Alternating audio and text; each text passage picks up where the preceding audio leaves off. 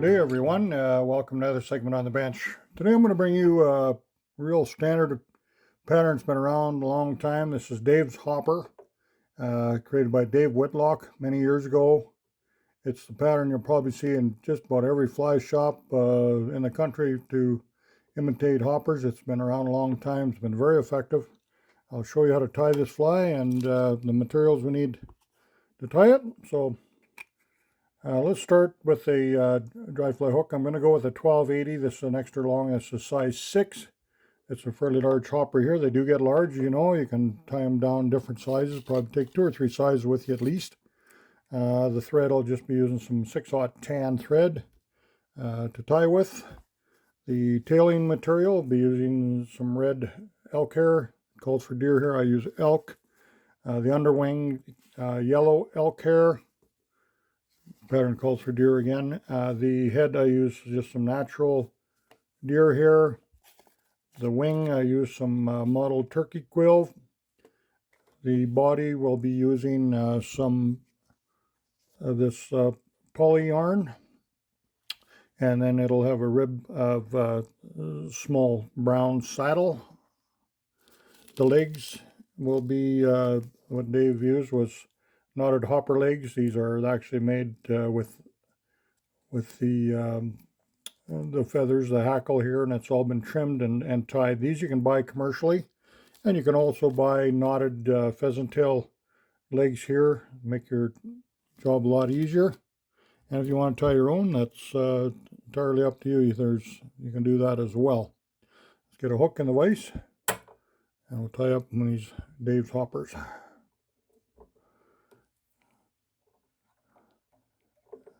The reason I'm bringing this fly to you today, I was just chatting with one of our viewers, an old friend of mine back in my hometown years ago. We were talking about he's fished a lot longer than I have, or longer than I have. I won't say a lot longer, but a lot longer. And he was saying he had one of the best seasons he ever had fishing hoppers. And he said, I don't know why. He said, I haven't fished hoppers for years. And it's kind of thing we get. I don't know, we start fishing so many different patterns, but without a doubt, hopper fishing is the most exciting dry fly fishing, or fishing for me. I get really excited. I always love fishing hoppers, always will, and so don't forget some of these standard old patterns either. There's lots of new ones made with foam and so forth too, that I'm sure they work just fine, but I like using natural materials. Dave Whitlock created some really, really good patterns over the years. As you all know, he's one of the pioneers in our sport. We just lost Dave here a year or two ago now. Contribute a lot to the industry, the sport. I'm tying that short red tail in there. It's kind of matches. There's kind of the kickers on a hopper. The legs, there's inside of them are red. They'll pick up on that. Then I'm going to come in here with my yarn. He calls for poly yarn. Tie that on top. This will keep my body fairly level. Then I'll bring in some of that brown saddle. This is super saddle, undersized. If you don't have that, he trimmed it off. He had this hackle, it was longer, and I know it was trimmed off short. So we'll just get this hackle out of the way, put it in my keeper, wind our body forward with yarn. Nice segmentation with that as well. This fly will sit a little lower in the water, and that's where you want them. That's where the hoppers are. They don't float on top like a cork. They're in kind of half submerged. I'm just going to wind my body or my hackle forward, give it some segmentation. Try to tie a dry fly style. I get a little more push on the water when I'm stripping it. I'm not really stripping it like a streamer. I usually just give it a nice little. I'll use my rod tip basically out of the water and kind of just flick the rod tip a little bit. Kind of gets the hopper kind of moving, kind of erratic, kind of jumping and And the biggest fish in the lake will be looking up when the hoppers are out. There's a big chunk of meat coming in their way, and they won't pass it up. They get very, very aggressive, and you'll be catch. Make sure you got some good tippet material on there. The underwing, I'll be using some of this yellow elk. He called for deer. I use elk, it doesn't flare as much. Tie that on top. It's an underwing.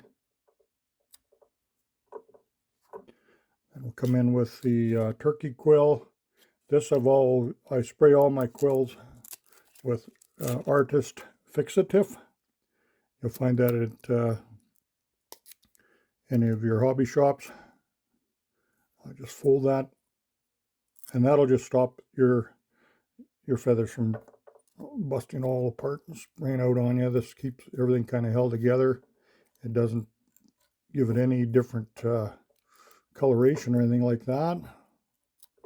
Come down here a little bit of an angle. I want to get a place here. I got to get my deer hair wound on here.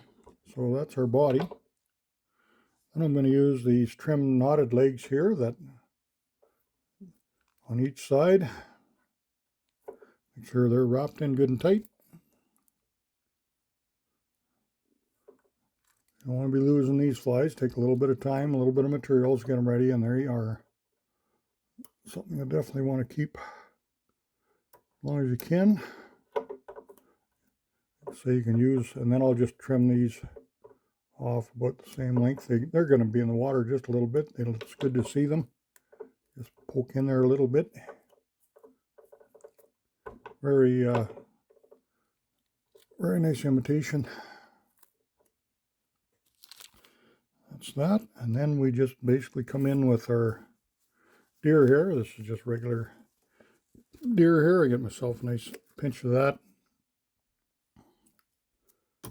Clean the bottom out with my bone comb, or make sure you get the underfur out. Then I'm just going to be coming forward here about in the middle. I'm tied in from the butts. Take 3 turns, soft turns, pinch it off. And that should just roll right around. Just take a few turns through it, lock it in. Push it back, tighten it up just a little bit. Watch you don't stick your hook in your hand at this point, because that can get really, really ugly when you do that. And I'll bring in just a 1/2 inch tool here. You can use a whip finish, whatever you like. I like the 1/2 inch tool. It pushes my hair out of the way while I'm tying the fly off. Keeps the eye clean. I know that I'm not going to be tying anything in there. Get a few and then finish that off, and then we just simply come around and trim it off the top. You can give it a little bit of an angle there. The other ones I'll just trim down just so it floats. And take your time trimming so you don't cut anything off. You don't want to lose. It's always good to take a little time trimming your deer hair. Come in underneath here. Get these butts out. There we go. So and you don't have to be nothing fancy on the deer. That's very, very, just get a nice big head that helps it float and push a little water. Got the color of the grasshopper on there. There you go, folks. Dave's hopper, one of the better patterns ever created, I believe, for matching the hatch with the hoppers. And make sure you have some of these ready for you in the fall on your favorite streams, lakes, rivers, wherever the grasshoppers are. I know out west here we got a lot of grasshoppers and enjoy fishing them. So all the best. We'll catch you again real soon.